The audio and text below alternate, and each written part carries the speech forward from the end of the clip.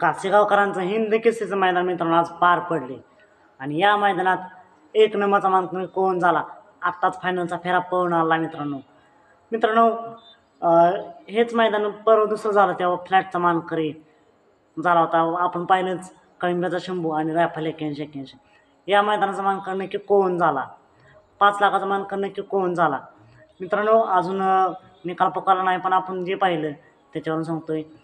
एक नंबरचा मानकरी झाला आहे जो फ्लॅटचा मानकरी झाला, तोच हिंद केसरीचा सुद्धा मानकरी झाला आणि तोच 5 लाखाचा सुद्धा मानकरी झाला. असा कळंबीकरांचा शंभू, कळंबीचा शंभू आज फायनलचा एक नंबरचा मानकरी झाला मित्रांनो. त्याचबरोबर दशमी हिंद केसरी बाकासूर, आपल्या सर्वांचा लाडका बाकासूर नक्की किती नंबरचा मानकरी झाला. तर मित्रांनो बाकासूर आपला 3 नंबरचा मानकरी झाला आहे.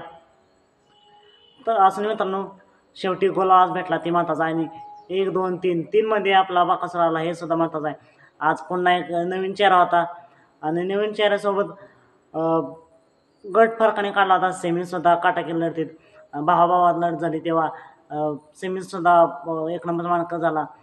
त्यानंतर फायनलचा 3 नंबरचा मानकरी झाला आहे आणि पुन्हा एकदा सांगतो फ्लॅटचा मानकरी तोच, हिंद केसरीचा मानकरी तोच आणि 5 लाखाचा मानकरीसुद्धा तोच, कळंबीचा शंभूनं मित्रांनो जयंत केसरी हे मैदान आजसुद्धा गाजवले त्याच ताकदीनं त्याच जोमानं.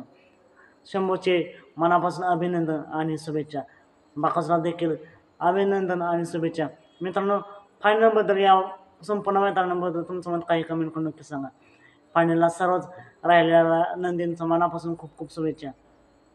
सात मग भेटा पुन्हा एकदा एका नवीन अपडेट्स भन्नाट अशा नवीन व्हिडिओमध्ये.